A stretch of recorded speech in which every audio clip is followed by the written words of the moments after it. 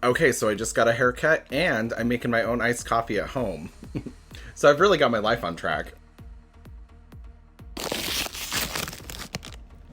Actually, can I have 5 more of these little blonde bitches? Hey, dumpster divers, and welcome back to the first video of 2024 because our favorites of 2023 doesn't really count, even though I released it in January. It was filmed in early December and took forever for me to put up. So a while back on Instagram, I asked you guys just to ask me some questions. We were going to do a Q&A, kind of just get into 2024.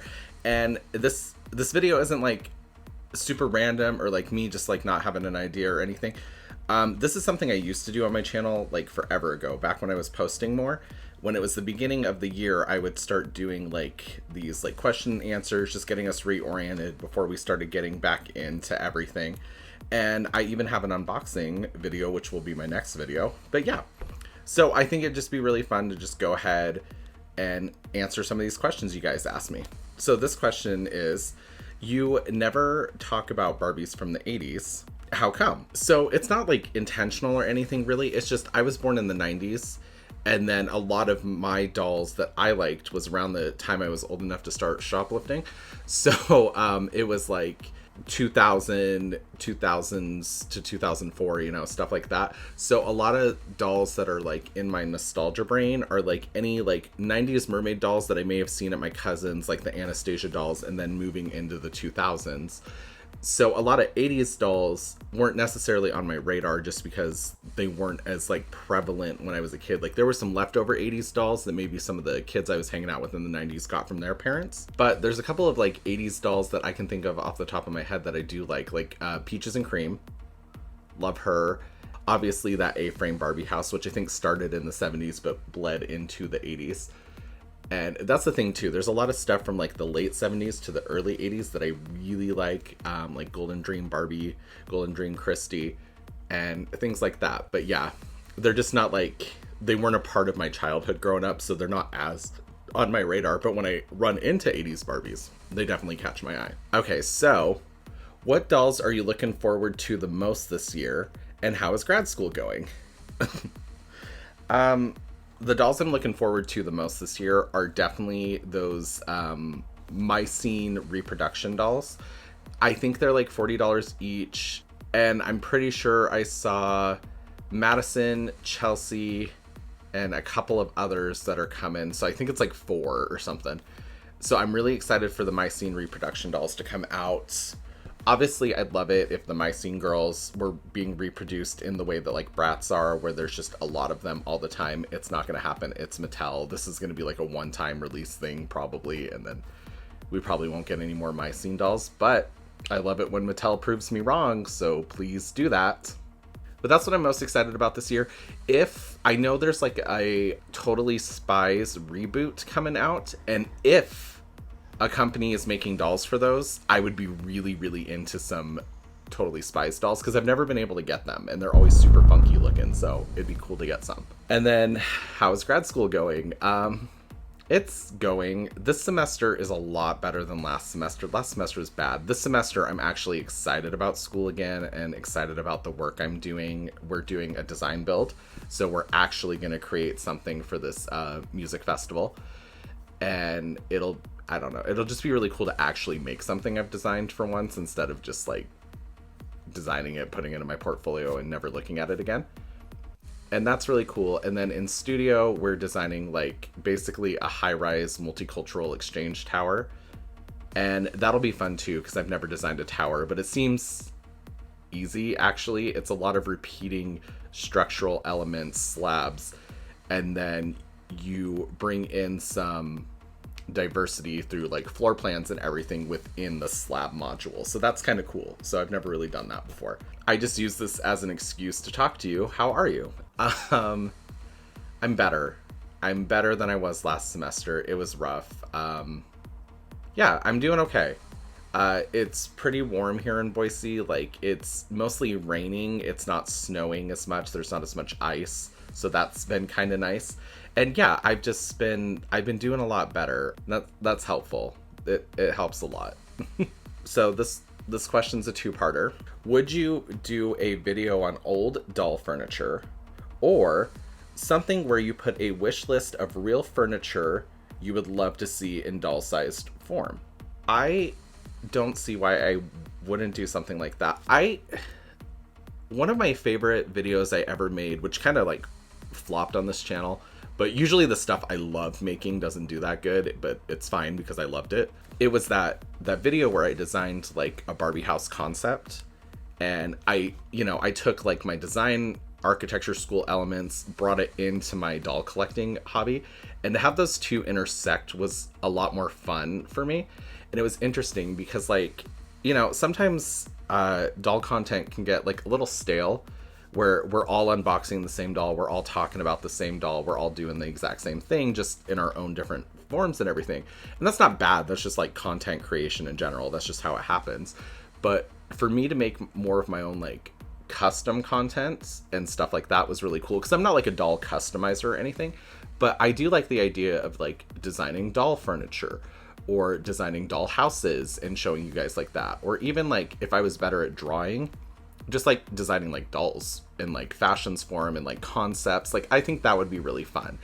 That would be a big ask in architecture school, just doing all that, because like I'm already designing a bunch of other stuff, so to put that on the burner too is a lot. And commentary videos like these are a lot easier to film because I don't have to prepare as much. But I think that'd be really cool.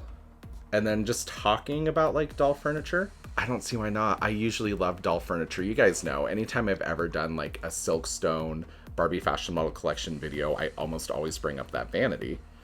So I think it'd be kind of cool to like talk about doll furniture or like rank it or something. Even the doll houses, maybe start doing some of that stuff that Joey was doing a while back, where he's like, these are all the Barbie cars, these are all the Barbie mermaids, these are all the Barbie houses, but then just giving like maybe some design critiques on them, or talking about design elements I like in them or something. That'd be fun.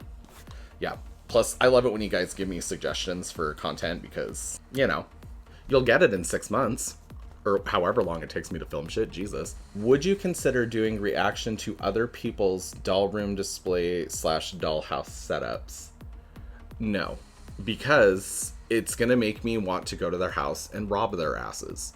Some of these people who have like these giant rooms dedicated to just their doll collection, I'm so jealous. It is crazy. It's like having like a full ass museum of Barbie history, doll history, toy history, whatever.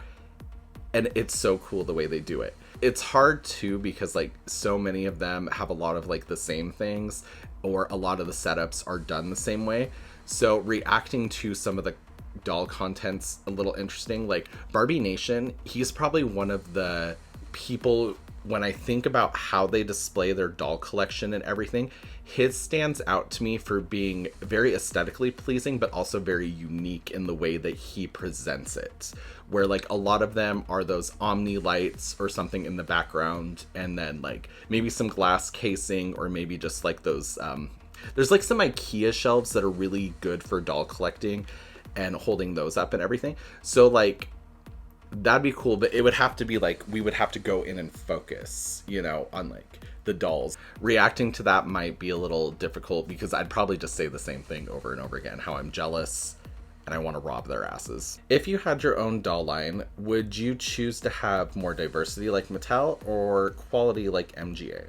I think the most idealistic answer would be like, why do they have to be mutually exclusive, Because Mattel has all the power in the world, all the resources, all the corporate connections, all the everything, to have the exact same amount of quality as MGA for the price point, and for taking advantage of their diverse face sculpts, hair textures, all that stuff that Mattel has.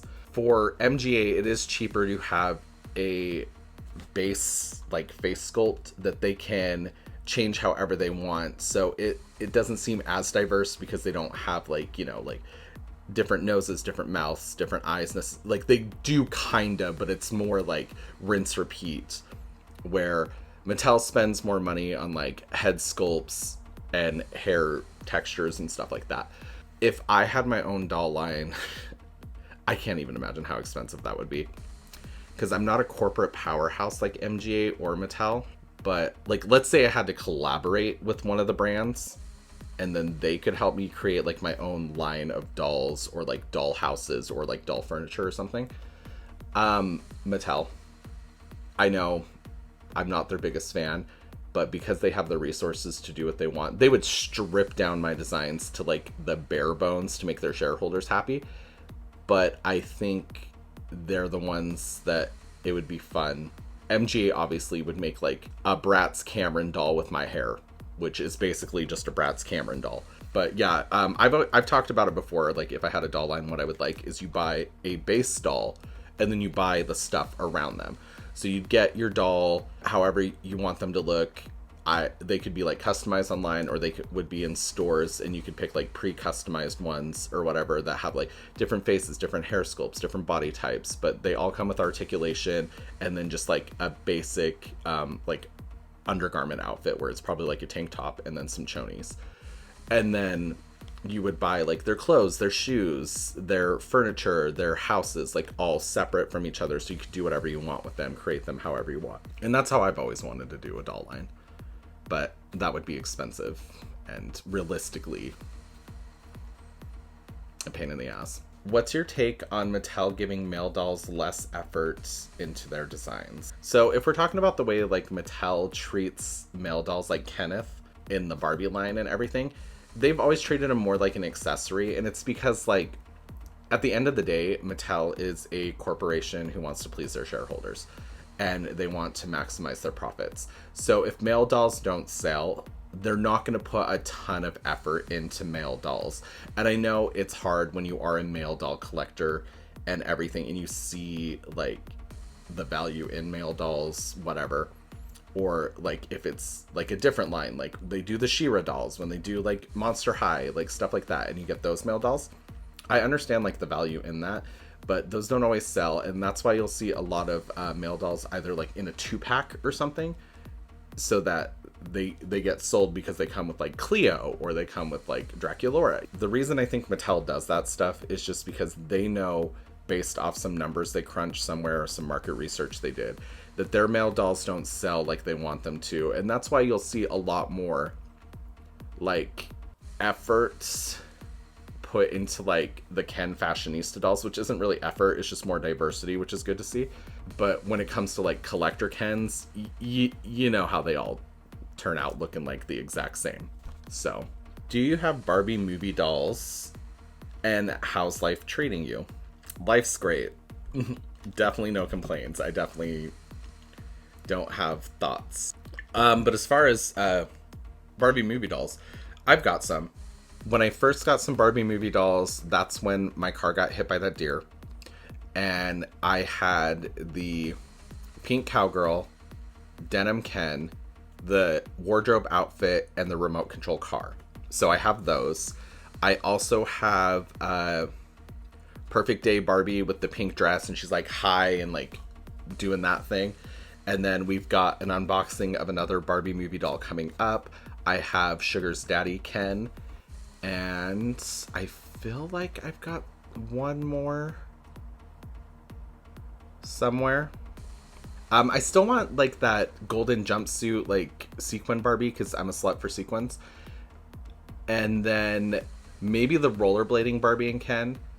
And then that might be it for the movie dolls, because like they've been a huge pain in the ass to get, and just now are they starting to be a little bit more easy to grab off the shelves and everything.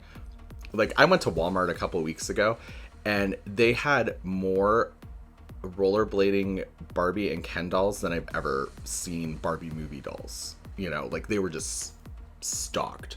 So I'm not even worried about waiting to get them on clearance, because I could. Are you hopeful that the reproduction line of My Scene dolls will be like the original? I'm hoping. I could see them bringing back the belly button body, the non-articulated bendy arms, like, and then the bend and snap knees, and the face sculpts. I think they'll get the face sculpts right for sure. Like, they probably still have the molds for them or something. So I could see that coming back. I see them being super duper close to like fabric materiality, stuff like that. They might update like the face screening a little bit. They might change the way, like, I wouldn't be surprised if they took away like rooted eyelashes for the reproductions, and I wouldn't be surprised if they strip down the accessories for the $40 price point. Wouldn't shock me a bit. So I think they will be reproductions, but as far as like faithful reproductions, it'll probably be like a 70-30, you know. What are you studying? How do you balance school / content creation? I love you. So I study architecture. I'm an architecture grad student, full-time university student, 40 plus hours a week, just working on shit. And I don't balance school and content creating, and I'm so sorry. As you guys see, I post so inconsistently. I film a video when I can, I get it edited when I can, and I put it out when I can. Like, sometimes when you see stuff, I filmed it 5 ever ago, and then I just haven't been able to work on it because I'm at school like 10 plus hours a day. Easy. Do you plan on buying the new line of Barbie Fashion Model Collection? Yeah. I love Silkstones. I'm gonna come out of my like doll collecting hiatus, reclusivity, like non-spending, as soon as they start producing some more Silkstones, because I can't fucking help myself. I love the Silkstone material. I love the accessories that come with. I love the detail on the clothing, the craftsmanship, everything. I will admit that like the past 3 Barbie Fashion Model Collection dolls for the 20th anniversary, before they just stopped making them, really went downhill in quality. I would love if they did like the original Barbie Fashion Model Collection Barbie, like the curvy 1950s like pinup looking one. Probably not gonna. They might just do the articulated one still. And the articulated one's fine. It just doesn't fit Barbie Fashion Model clothes like consistently all the way through, but they're able to sit better. They're able to pose better, so the articulation's nice. The joints on Silkstone articulation, though, be so very careful. I broke the final Barbie Fashion Model Collection girl, the one with the gown and the boning and the skirt and everything. I broke her, so I just super glued her, put her glove back over the joints, and then it was fixed. But yeah, I broke her, so just be careful. Will you ever do a room tour updated doll collection? Yes, but it's very far off. I want to show you guys at some point everything I've ever had since like 2017, when I started going back into doll collecting. But half of it's here, half of it's in my storage unit outside, half of it's at my grandma's house, and then half of it's at my mom's basement. So, you know, it's 4 halves. And yeah, that's it. I would love to show you guys. I just want to lay them out. I just want to show you, because like it was, what was it, like 2 summers ago or something? I went to my mom's house, counted all my dolls I had up in Moscow, counted all my dolls I had at my mom's house, and it was like 500 and something. It's insane. I would love to do that as an overconsumption in the doll community, like, warning. You know, maybe we'll go through it. And honestly, at some point, I would love to start downsizing my collection and then basically setting up like a Mercari or something, or like a Poshmark or something, and then just selling them to like you guys for like normal people prices, nothing like non-scalper prices, you know. And that would be fun, but that would take a lot of organization and a lot of storage that I just don't have in my apartment right now. So once I'm done with school and once my life's a little more like, I would love to do that for you guys and just go with me on that journey of cataloging my shit, because holy crap. Like, I have YSL Barbies that I haven't touched since the day they shipped to my house, you know, like stuff like that. Like, I've got stuff hidden. Like, you guys, you've never even seen like a fraction of my actual collection, because I just basically show you what fits on these shelves, but it's a stupid amount. And that's because I used to make good money back when I was bartending, and buying those whores, it was like so quick. And Barbie Fashion Model Collection dolls, I remember being able to get those for like $180 was a lot for like one, you know, that wasn't stupid rare. So yeah, and it wouldn't be a question and answer video without this question, but what's your favorite Ariel doll of all time? And you guys know. It will forever be Princess Ariel from the 1997 Mattel collection. I love her so much, and she's just the perfect Ariel doll to me, with her little pink dress and her transforming like mermaid tail and everything, and it's so cheesy with Flounder and Sebastian, and just that 1997 Mattel face sculpt, and she's perfection to me. She'll always be my favorite Ariel doll. But there is a really close contender. This doll, I cannot tell you guys how much she means to me and how much of an impact she's made on my life in like the past couple of months. I love Ariel, man. How's your car after that homophobic deer? And how is not buying dolls at the moment going? Love ya. The car's good. I keep finding glass everywhere still. I like turned up my heater all the way the other day and it just shot out a bunch of glass. So luckily none of it got in my eye. My headlight's broken. Like I can't really drive at night because it doesn't, I need to get it fixed. And the guy quoted me like $400+ and was like, I'll just watch a YouTube video and do it myself because fuck that. And then how is not buying dolls at the moment going? It's surprisingly easy. It's really, really easy. In fact, the only reason this doll I'm gonna unbox later this week, the only reason it even showed up is because I pre-ordered it months ago and it came out of my Amazon account anyway, so it just showed up at my door. Yeah, it's been easy, dude. Like, there's that one pink collection doll that Carlisle New Era did. That's the one that still kind of like scratches my brain a little bit and is like, hey, get me. You want me, right? Like, you should get me. But that's it. Other than that, I'll like walk down the aisles. It's really easy. A bunch of the live action Little Mermaid dolls are going on clearance and my brain kind of jumps out and they're like, yeah, we'll get some backups. You never know. And then like part of my brain's like, all right, calm down. Like, you're good. You've been doing good for a minute. So it's been nice. It's been easy. I've been able to afford things again, which is crazy because I don't make as much money as I used to. Do you have any favorites skull collector dolls? Not really. They're never on my radar, and I would feel bad buying them just to buy them because there are skull-lectors out there who really, really want them and don't get them in like PR for free, or like don't pay a scalper for them or something, or can't afford to pay a scalper for them. The Elvira Skull Lector doll is probably the only one I've ever seriously tried to get, and I didn't get through the line or the queue or whatever. And I was fine not getting her, but I wanted her. I thought she was cool. And then the Annabelle one was another one I kind of thought about a little bit. Like, I thought she was kind of cool. And then other than that, like, they've just kind of been like so. If they did like an exorcism horror girly, that'd be kind of cool, you know, but I don't think Mattel would. All right, kids, that's it. Thank you so much for asking me questions. Welcome to 2024. And I will see you guys in my next episode where, fuck, I have laundry I need to go put in the dryer. Bye. Bro, if Barbie Fashion Model Collection comes back, I am fucked.